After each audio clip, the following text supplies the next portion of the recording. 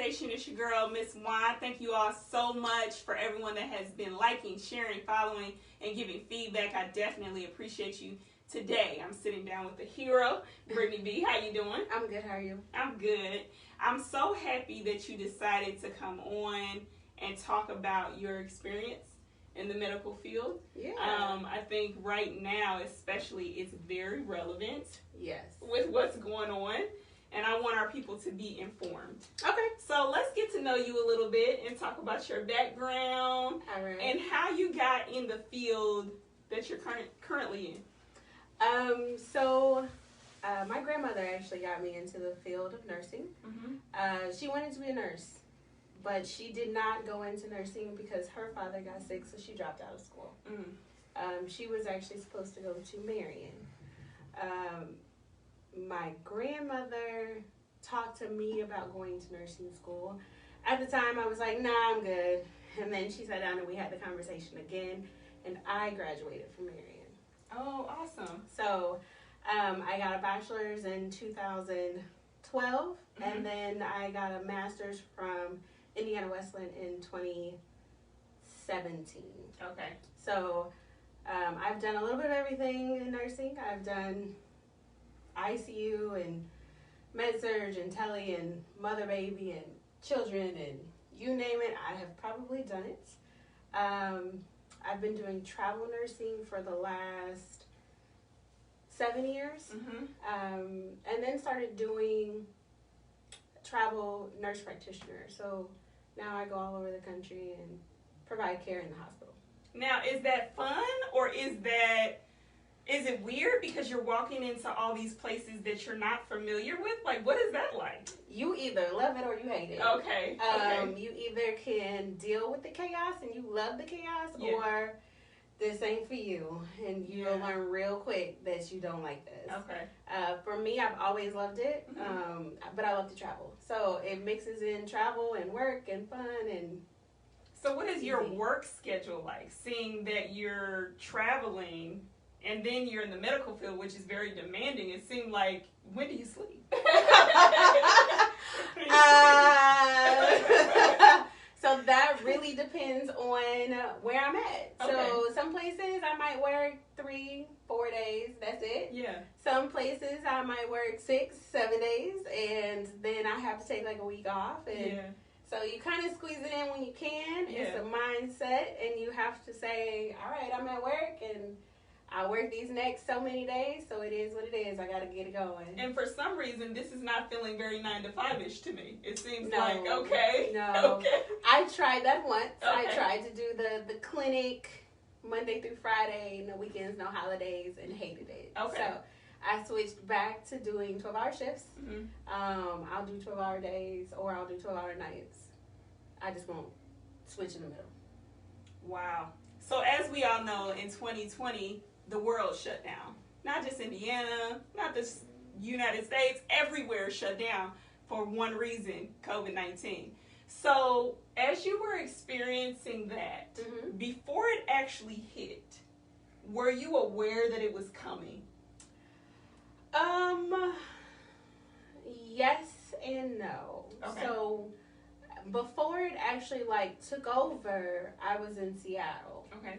So we knew that there was something that was going on just because of the patients that we were getting, and they just weren't typical. Mm-hmm. But we didn't know what that something was. Okay. After I left Seattle was when they kind of got hit, and it was, there's this virus, and it came over from overseas. And so we kind of had an inkling that something was not right, but we didn't know what it was. There was no name to it. Okay. There was none of that. It was just our patients are sick, and we don't know what's wrong And with it's them. picking up rapidly. Right. And so once we realized it is a virus, and this is going on all over the world, were you guys prepared, training-wise? Okay, so you need to go from this every day to now this expectation, or how did that happen? I think we were prepared in that nursing is nursing is nursing. You take care of your patient. That is what you're trained to do. Yeah. So you were prepared to take care of that patient. You may not know what is wrong, what's going on, what's happening, what to do, But at the end of the day, that's your patient. You take care of your patient. Right. So we were trained in that, yes, you got to take care of this patient, but we didn't know what this was or what it was supposed to be or what to do next. Or that part of it, we had no idea. Right. And so normally in the medical field, especially in hospitals, you guys are rocking the gloves, you wearing the face mask, all of that. So did your protection have to grow because this is going on? Were you told to wear like additional layers or anything because of what was happening, or were you just normal? That was hospital. Each hospital kind of did their own thing. Okay. So when it all hit and I was in New York, yes, they flat out told us, this is how you need to put on your stuff. This is what you do. This is how we know to protect ourselves.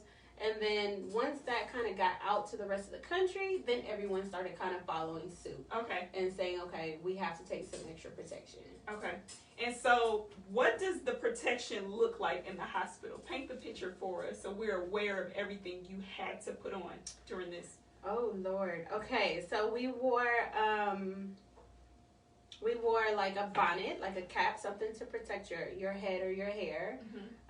We had an N95 one. We had a... And what is that? The N95 is it's a extra thick mask. Okay. So it's just like a thicker mask. Okay. We've always worn N95 masks, but we don't usually wear them regularly. We only wear them for certain patient populations. Okay. But this turned into you have to wear it every day. And that became a little rough because, as you can imagine, if you wear a mask and you're breathing, that's one thing. If you have on a thicker mask and then you have to put a surgical mask on top of that, your breathing can get a little bothersome. Yeah. And then on top of that, we had a gown. We had to put on a gown on top of that. You have gloves that are underneath the gown. You put on your gown, you have gloves on top of that. And then some people, depending on who you are, kind of your setup, what's your home life situation, wore shoe bonnets.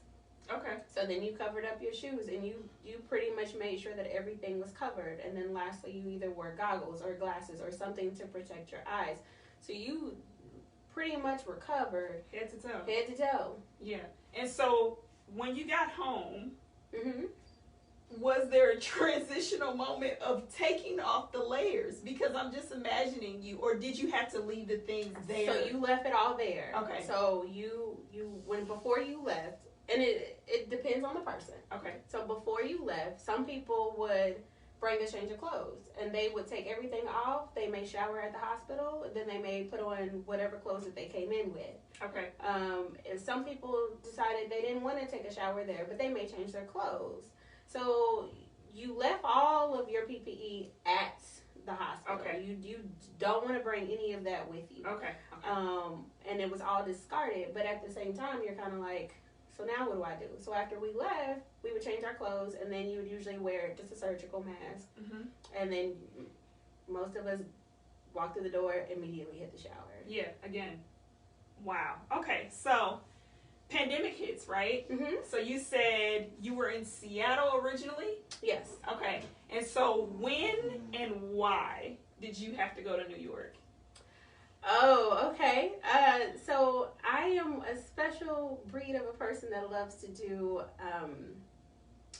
pandemic or just kind of emergency type stuff. Okay. So I do hurricanes. I'll go work some hurricanes, wildfires. That's kind of my thrill, and I like to go do that kind of thing. Okay. So when it originally hit, it was just supposed to be. You're like, I'm going. Okay. I'm here. I'm here. It originally was just supposed to be hey, let's just go help out for, it was only supposed to be 2 weeks. It was like, okay, we're just going to go help out for 2 weeks. We had no idea what we were really getting into. Yeah. It was just kind of like, all right, let's go hang out for 2 weeks. And we were like, all right, cool. So we all went, and then we get there and we find out, whoa, this is like not going to be 2 weeks. This is not 2 weeks. And who is we all? Is it like a conglomerate of nurses from different places? Yes. Okay. So it's nurses from a bunch of different places, but as you start to travel, you start to meet people, and we all talk. Yeah. So it was like a, hey, are you going? Okay, you're going. I'm going. Okay. So all the superheroes get together. Yeah. And we meet in New York. So we were all like, okay, let's Yeah. go. We all gonna go. But originally, we only thought it was 2 weeks. 2 weeks. So we were all like, okay, we're going to go hang out for 2 weeks. We're going to go through this. We're going to see the hospital. Yeah. We're going to see what's going on. We didn't really know, it was just like, okay, we'll go. And then we got there and it was like, oh, wait, this ain't going to be 2 weeks. Yeah, this was a pandemic. This was a pandemic before we knew it was a pandemic. Yeah. And so walking in there for the first time, was it crowded? Or what was going on? If you've ever been to New York City, mm-hmm.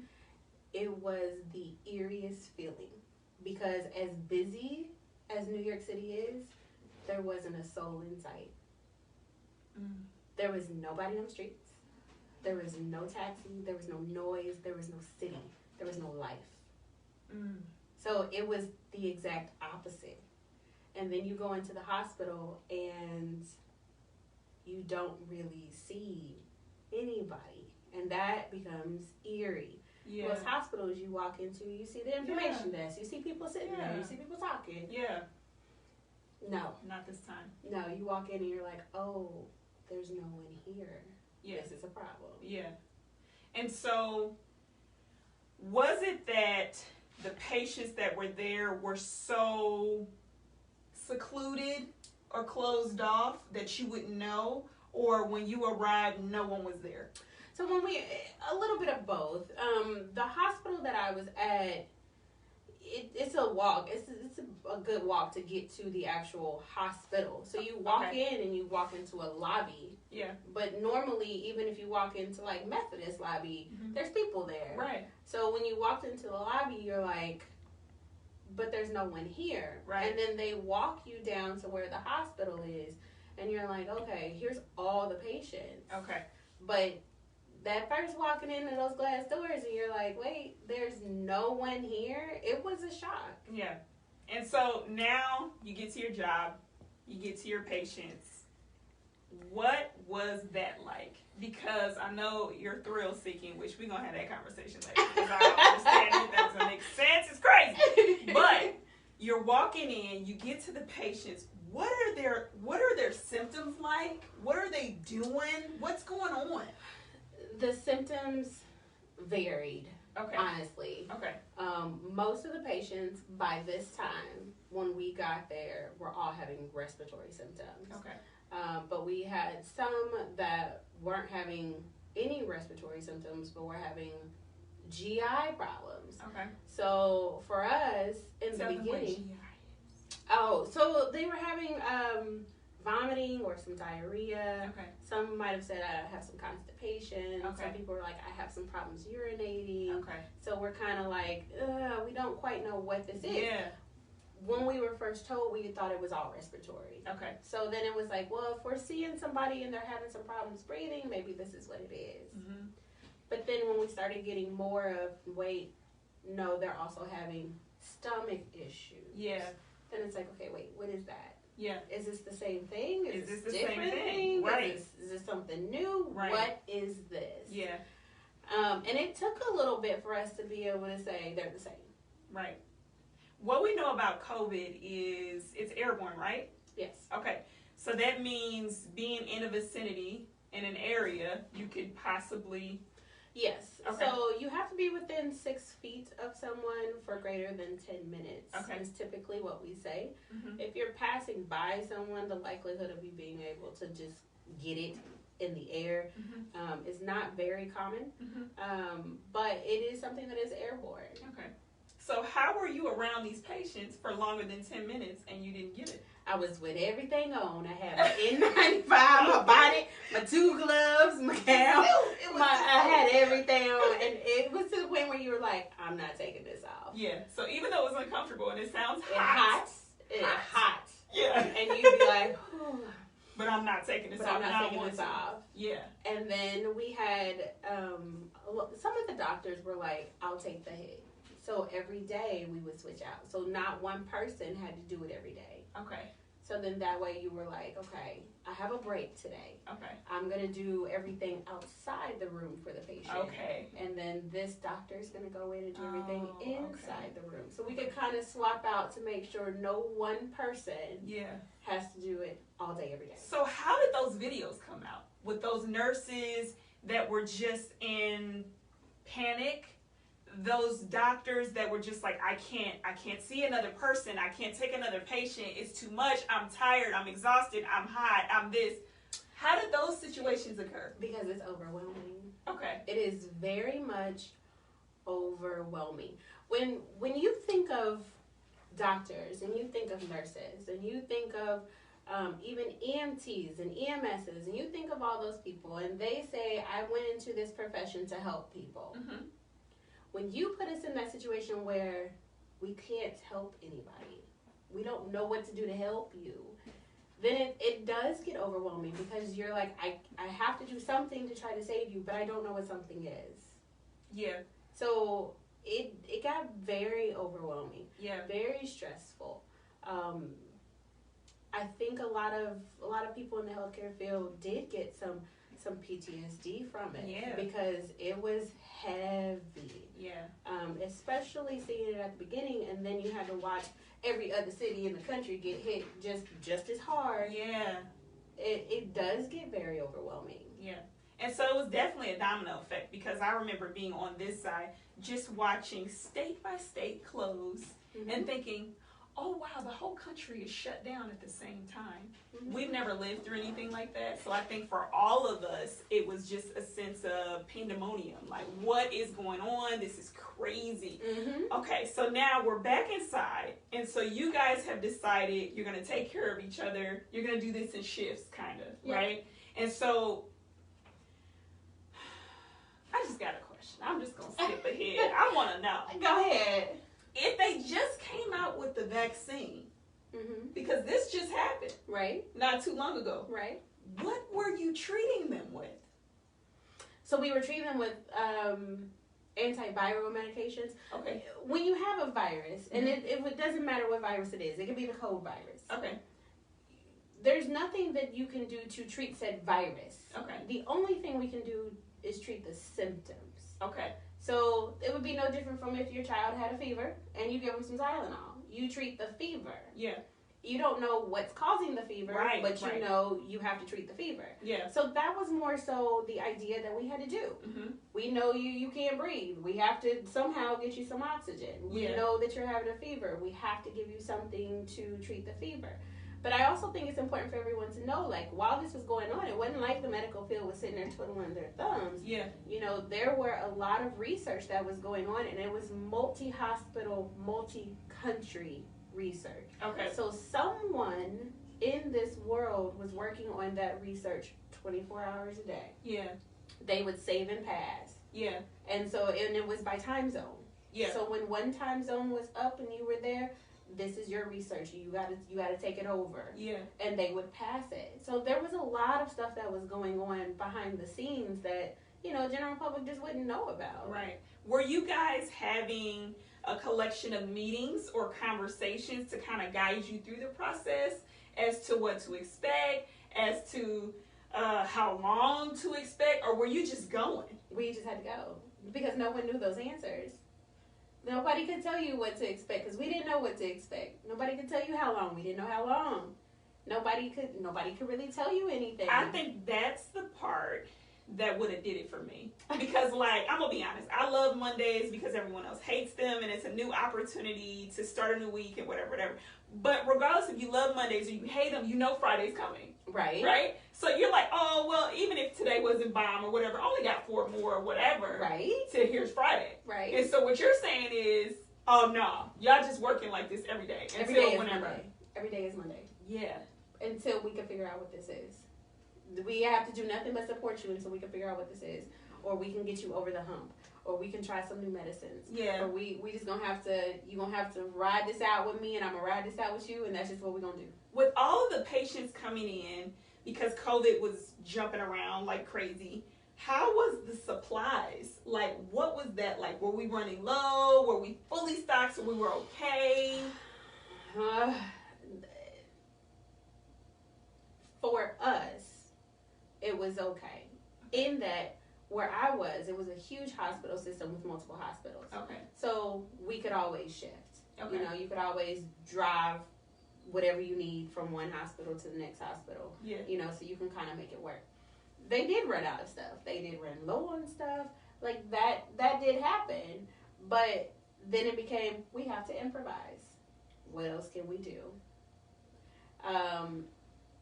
Ingenuity played a big factor in making sure that you kept what you had, you got what you needed, and you were able to continue to care for the patient. Okay. Another thing that I saw is just in the headlines, and I could be totally wrong, but I'm going to ask you. Mm-hmm. They were saying that there was a shortage on the breathing machines or whatever helped assist people that were having the respiratory issues. Right. So there were, but it was also a change in mindset. Mm-hmm. Before COVID hit, Mm-hmm. if you came into any hospital in this country and you had a problem breathing and you escalated to the point of needing a ventilator, there was always one readily available. We gave you a ventilator. Yeah. When COVID hit, at the beginning, they were doing the same thing. Yeah. You escalated, you needed it, we gave it to you. Yeah. The problem is that when the whole country escalated and needed it, then it's like, what are we going to do? Right. We don't have that many. Right. So it was a matter of saying, okay, we have to think outside the box. Can we get you through this and use a different device? Okay. Can we support you and give you the oxygen that you need, but kind of use a little bit of different ingenuity? Yeah. And we will save that ventilator for if you need it down the line. Mm-hmm. We knew there's only so many days. Like, this is only going to last so many days. So if we get you through the worst of it, we can. So what do you mean there was only so many days? You had an expectation of how long a person should be experiencing a certain symptom or something? No, we kind of figured out, like, you get the worst of it between days. It's usually, I'm going to go low and high, between 6 and 10. Okay. So days 6 and 10 of the infection, it's going to be bad. Okay. So you're going to get the worst of it during those days. Okay. So if we support you during those days and we get you to day 11, 12, 13, then we know, okay. So there's a possibility coming in as a patient, day 1 through 5, you wouldn't get a ventilator. Well, day 1 through 5, you won't even know you have it. Okay, you don't need it. Yeah, you won't even know you don't feel any symptoms yet. Yeah. When you start feeling symptoms day 4, 5, 6, 7 is when you're like, okay, wait a minute, I don't feel very well. Then we can say, well, when did your symptoms start? Yeah. Now we have a timeline of when this started and kind of where you are in it. Yeah. And then from there we can say, all right, let's see what we can do. You on day 5, we're going to have to support you through it. And through that, we will support your oxygen, and we'll make sure that you're okay, and we'll start you on some vitamins. And we go over everything. We educate you. You have to conserve your oxygen. You need to lay on your belly. There's certain things and certain aspects that we can teach you that can kind of help support you through it. Doesn't help for everybody, doesn't work for everybody, but this is what we know can help. So you were on the inside, working 50, 11 hours, okay? So you didn't have much sleep. You got on this suit, and you got to do this task every day to save the world. Were you watching the news? No. You weren't? No. I don't watch the news. I don't watch the news. I'm happy you weren't watching the news. I can't, because you can only do so much. Yeah. You can only take so much. Yeah. So if I'm experiencing it on the inside, I don't need the news to tell me what I'm seeing. I've already seen it. Yeah. So no, I just don't watch the news. Okay, well, I'm going to tell you what they were saying. Because you missed it, child, and you need to catch up.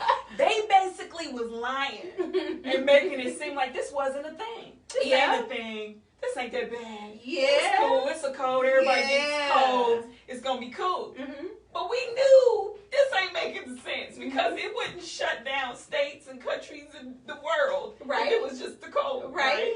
So I'm happy that you stayed away from that. But was there any discussion about people have no idea what's happening, so they don't know how to prevent, how to prepare? Yeah, we definitely had that discussion. We had that discussion when we saw it. I didn't watch news, but it was brought to my attention. Yeah. But the people that wanted to know would reach out to me, or reach out to someone that you knew, or reach out to, if you had a question, you typically know somebody who knows somebody who can get you said answers. Yeah. So when it started coming out that isn't that bad, I did get the phone calls. Okay. can you tell me, is it that bad? Is it really as bad as they say? Yeah. And so I think that was an eye opener, because when you talk to somebody who knows and they say, yes, it is really that bad. Yeah. That's when you're like, oh, wait a minute. I gotta actually pay attention to this. It's that bad. Yeah. Now, did you guys have to do, I know working in the hospital and medical field, you have to do certain precautions all the time anyway. You have to have certain shots. You have to wear certain things, as you expressed. During this time, did you guys have to do anything extra to keep yourself safe outside of the suit?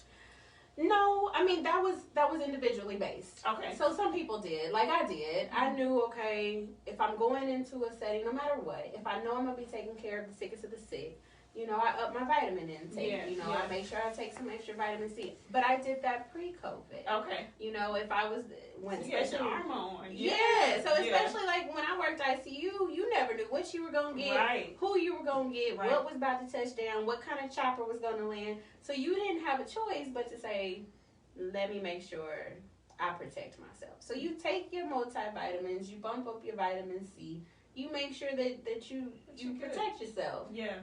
But a lot of that stuff, you honestly probably should have been doing before. Anyway. You should have been taking a vitamin, a multivitamin. Yeah. You know, you probably should have been doing that anyway. Yeah.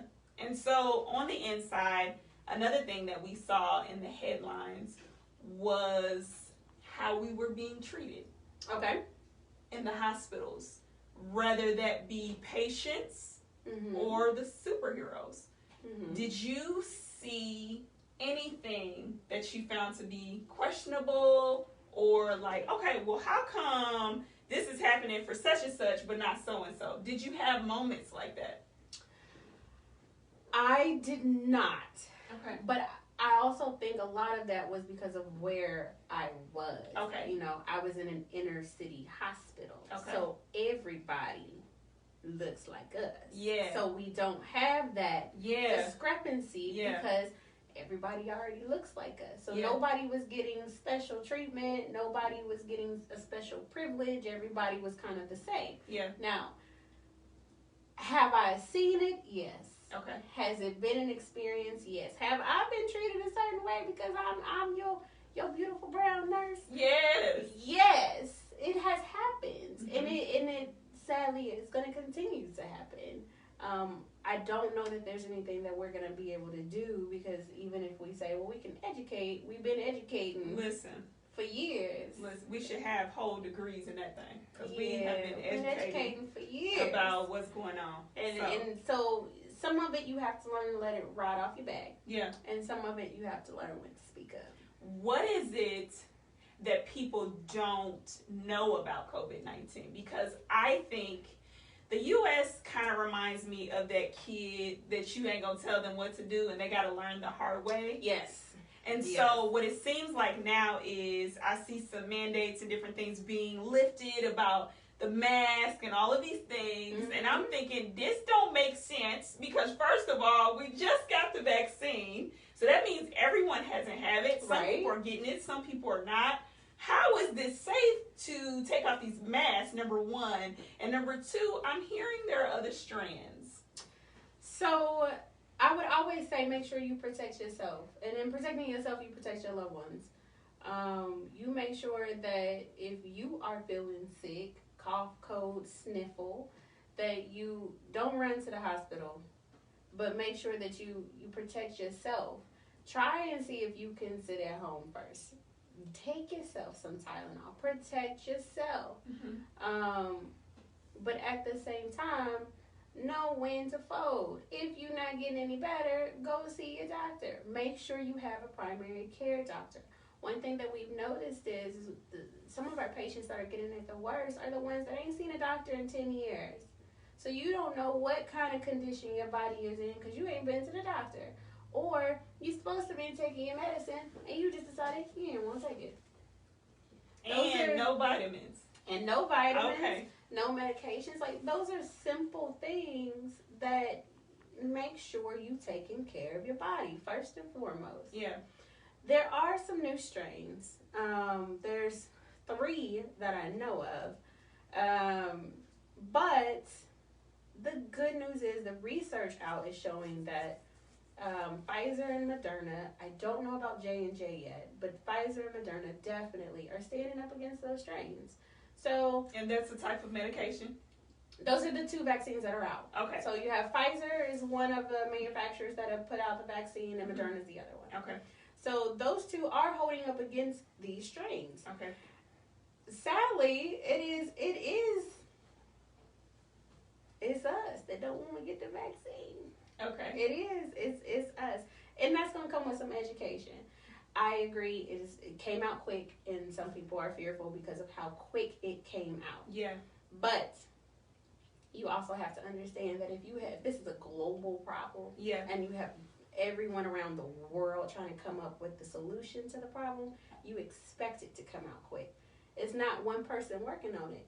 It's hundreds. Right. So somebody, somewhere, going to break through and have an answer. Mm-hmm. That's just kind of how it works.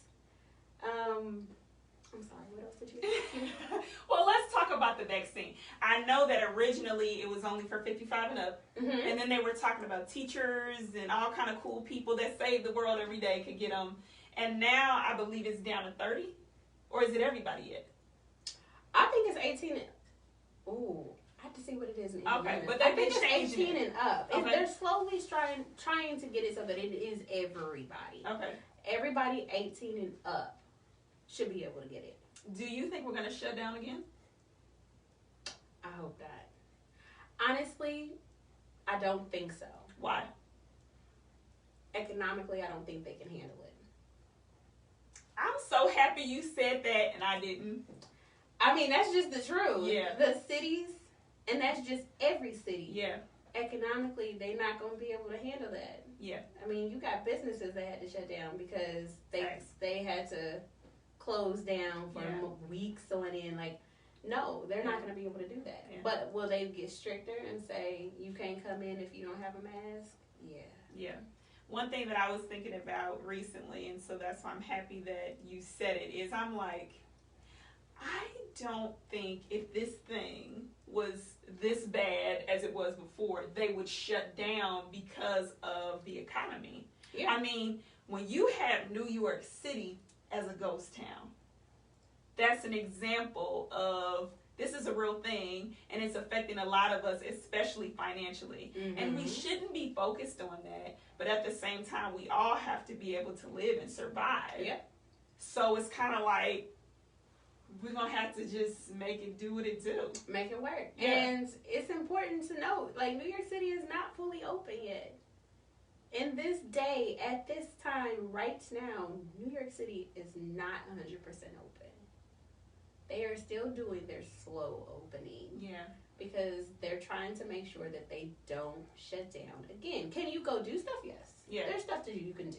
Mm-hmm. But is it very limited and strict on people? You can't eat inside, you will eat outside. It is very much still that way. Why do you think some of the other countries didn't have as many issues that we have had? Like, why did they get it right? And they got it right a long time ago, and we're on the struggle bus. Like, what do you think? Leadership. Yeah. Leadership. Yeah. So, Absolutely. you can only do what you can. Think about it like a business. The business is going to go as far as that CEO allows that business to go. If that CEO starts to fail and they not on their job, the business is eventually going to fail. Yeah. So you have to think of the country in that way as well. If we didn't have the proper leadership in order to be able to do that and to be able to put the right mandates in at the right time, then it's not going to work. Yeah. And now you're trying to scramble to do what should have been done a long time ago. Yeah. During this experience, because the experience is not over, and we're still working and going through this process, did you ever say, dang, I know I told my granny I was going to do this, but you know what? I don't know if I can do this. Like, did you ever have that? Okay. Oh, yeah. Okay. I think we all did. Okay. Because it hits a little different when, as a nurse, not even as a nurse practitioner, as a nurse, you may get someone that passes away once a month, once every other month. You know, it's going to be some weeks. It's not going to be every day. Even in the ICU, it's never every day. You go from that to 10, 15 a day. It does hit you a little differently. You know, just to see that much life, and you can't stop it, you can't control it. You're not talking about someone in their 80s that you can look at and say, oh, they've lived a good life. We were talking 20-year-olds that you're like, oh, you were supposed to graduate from college. Yeah.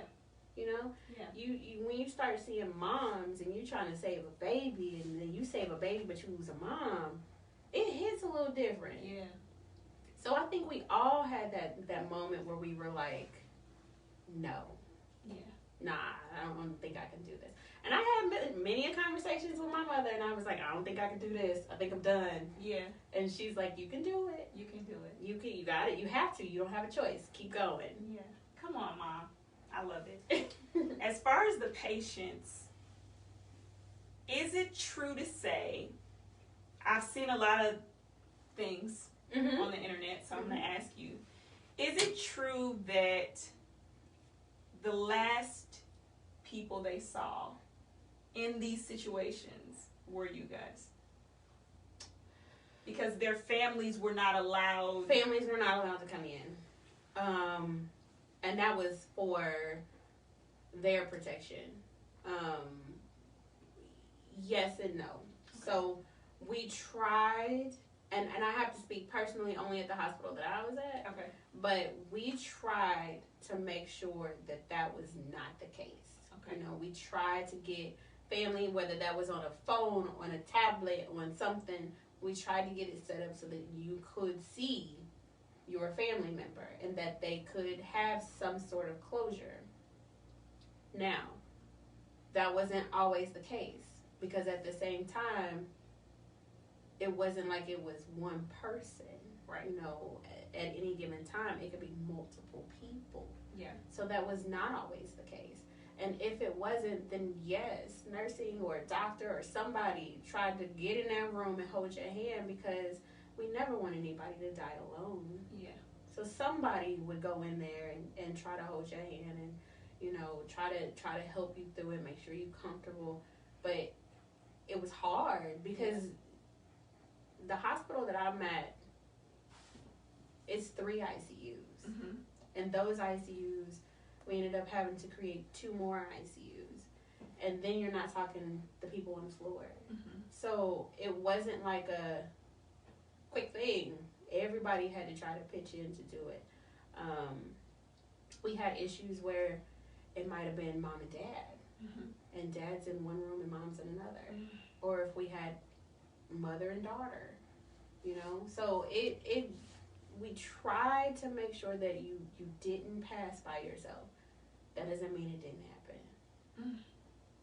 When it came to the people that were able to survive COVID versus the people that did not, what do you think the major difference was? Was it the medications, or was it just the person and their historic issues? Honestly, it's the person.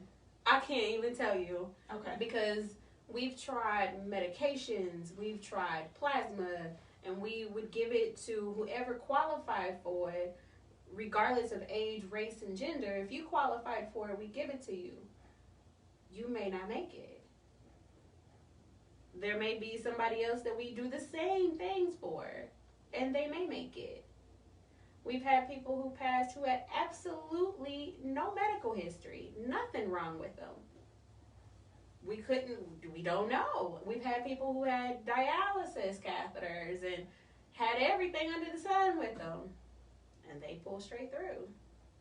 It's individually based. There's nothing that we could be like, well, is this or is that or is this medication? If we give you this, you're going to survive. Yeah. No. What do you think throughout this time your greatest learning lesson is or was? Like, what do you think? I think we all have aha moments and just things that we experience. And there was something that you needed. Even if the situation sucked or it was heavy on you or you were like, oh my God, I can't. Do you think that there was a moment that you was like, oh, this is what I needed right here? I don't know if I had that moment. Okay. I will say it brought me closer. The whole experience probably brought me closer to my mother. Okay. Me and my mom are close, but on those nights when I couldn't sleep, I had to call my mother, and she would sit on the phone with me and just talk to me, or how was your day, or tell me something good that happened today, or So we learned to celebrate the small stuff. I'm not about to be crying with you. That's not a part of the interview. Don't cry. I'm not doing that. So shout out to Mom, you're phenomenal. I'm so happy that you got to tell what it was like from the inside, because the outside was hell. I mean, it was. We were stuck in the house. We ran out of toilet paper. We couldn't go anywhere. I used to like to get on the highway, honey. I couldn't do none of that. And so there's the panic of, I can't leave my house. I gotta look at these walls every single day. So only to imagine someone that's on the inside, I can only imagine what you were feeling like every single day. It was rough. There were days where I didn't go home. So part of the reason why I chose New York, aside from the fact that I'm just a thrill seeker, was because I didn't know what I was getting into. It was easier for me to just not go home to my boys. Okay. And let me stay home. Let them stay home. Let them know that they're safe. And then that way I don't have to worry about, did I bring something home to my boys? Okay. So there were plenty of days where I was like, I'm just ready to go home. Let me just be able to go home, take a shower, hug my boys, get in my own bed. And you just couldn't, because you didn't know what you were dealing with. I didn't know, and my biggest fear was, what if I take it home to my boys? Yeah. So it changed everything, and it turned into, okay, we're going to have to do this another day. Yeah. We have to just keep on rocking until we figure out what this is, and it's safe enough for me to go home. You kept saying originally you thought you were going to be there for 2 weeks? 2 weeks. That's 2 weeks. That's all I was told was 2 weeks. And I was like, okay, I get 2 weeks. How long were you there? 93 days. I worked 93 days. I had 3 days off in 93 days. So I worked pretty much every day. I had 1 day off a month. Wow. Tired, girl. That's crazy. Don't I'm ever let tired nobody too. Oh no, I would never tell anybody to do that. I just went to sleep for you. I can't. I can't. Okay, so now, because we're not at the place where it was, right, where everyone's crazy and no one knows what's going on, and how has your schedule changed? I take off days now. Okay. Now I do take some off days. My schedule has changed a lot. Like, the hospital that I'm at, it's not, I do have COVID patients, but they're not as many. Okay, so they're not as many. But now what we are seeing is all those people that were petrified to go to the hospital are now in the hospital. So it's not so much that we're doing COVID now, but we're doing everything else. Everything else. Yeah. Okay. So you might have had a old stroke that now we need to rehab you on, or you've been talking about you and had this chest pain for a long time, and we're like, wait a minute, what do you mean? And we find out, well, people were scared to go to the hospital. Right. So that's kind of the flux of what my hospital is seeing, is we're on the opposite end of it. During the time that the pandemic hit really hard, though, was there anyone else in the hospital for anything else, or did they all stay home? So we tried to keep it so that if you didn't need to come, you don't come. Okay. Go to your primary care. And that's when we start really stressing, like, you have to have a primary doctor. Mm-hmm. Because you don't need to come here unless you really gotta come. Mm-hmm. The other thing that my hospital did, and then there's some hospitals in Texas that did it as well, is we started just making it a COVID hospital. Okay, so if you have COVID, you have to come here. And then if you have everything else, you can go there. So that way we can try to say, okay, let's continue to still treat people. Because the fear was, you have people, heart attack, strokes, sitting at home. Because they scared to come to the hospital. So another thing that I've been wondering about is dealing with any hospital visit, you're going to go in and you're going to worry about insurance, right? Mm-hmm. Because that's a part of the world and you got to pay for this stuff. Mm-hmm. And so if no one's in the front and everyone has COVID, how did that part go? Like, was it the same registration information stuff? That is far outside of me, girl. I don't know. Okay. So back there, you were just handling everybody. Because I have to tell people all the time, I have no idea about insurance. But from one standpoint, we would try to call family. Okay. So if you have a next of kin emergency contact to somebody, a husband, a wife, a sister, cousin, brother that might know, we call them and try to see if we can get the insurance that way. In the thick of the pandemic, it don't matter. It don't matter. We can always go back and look at it later and go through it later. But at this point, if you can't breathe, ain't even no point in me asking you about your insurance. Right. If you can't breathe. I can't. I'm done. I'm happy you have days off now. I'm happy you see the boys now. Are you still traveling? Yes.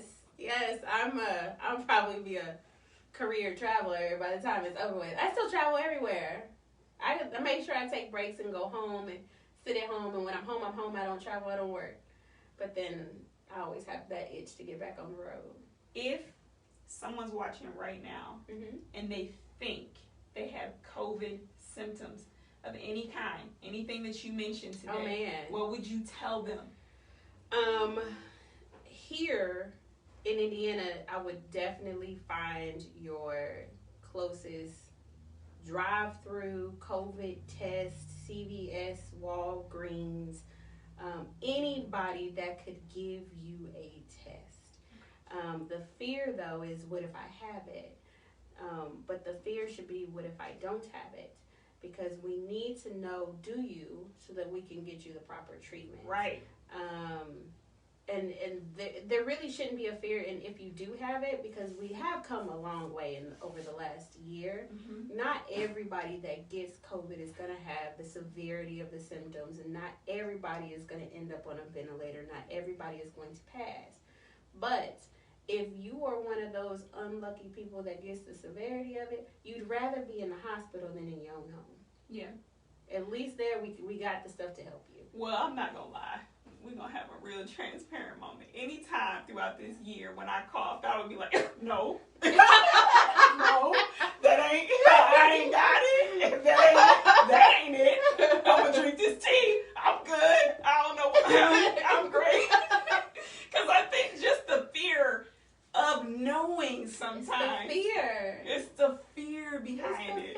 And I mean, don't get me wrong, just because we in healthcare don't mean we are surpass the fear. We have the same fear. If we get a little chuckle, I will never forget. I was in New York and I was like, I have asthma. So I was sitting there and I had a friend of mine who's a nurse practitioner along with me, and I was like, girl, you gotta have to listen to my lungs. Make sure my lungs are good. I'm a little short of breath and make sure my lungs are good. And she's like, are you okay? I'm like, I don't know, girl. I don't even check my lungs out. So we're not, we get fearful as well. And we just have to learn that, okay, at the end of the day, you still want to make sure that you get checked out and you find out and you able to at least start some treatment. Yeah. If people want education about the vaccine, where should they go to look for it? I always tell everybody go to the CDC. Dr. Google will tell you stuff, but not everything on Google is going to be correct. Right. So, try not to use Dr. Google for all your symptoms and questions. Sometimes reach out to someone that you know. Go to the CDC website. And it will tell you everything you need to know and Yeah. more. And then you can kind of see and make the best decision that's based off of you and your health and what you believe. Yeah. Well, kudos to you. Well, thank you. I was excited to have this interview with someone in the field and to interview someone that I know. Yes. And I've known since 04, 02. I know we look good, y'all, but we've been around a little bit. So it's good to see you. It's good to see you. And I'm so happy that you survived this thing and that you are on the front lines being a hero. Thank you. Wow, you're welcome, girl. Everybody always says that, and I don't see myself as a hero. Oh, you are. I honestly, you this are, is because just I would have what went I home. do. So you are. I would have been like, bye. Yeah, you a hero. Oh, yeah. Oh, yeah. No, I couldn't say bye. You just said that you worked 3 months with 3 days off. You a hero. Yeah. I let you have that. Yeah. Yeah, girl. Yeah, take that. Yes. That. Put your cape on. You deserve it. I love it. I love it. Well, I'm thankful that you came on, that you shared your story. Phenomenal. No problem. And keep up the good work. You're doing it for Grandma. Well, thank you. My grandmother would be so excited. She'd tell me I was crazy, but she'd be like, I'm proud of you. Yeah. Thank you all so much for watching. I'll see you next time. Bye.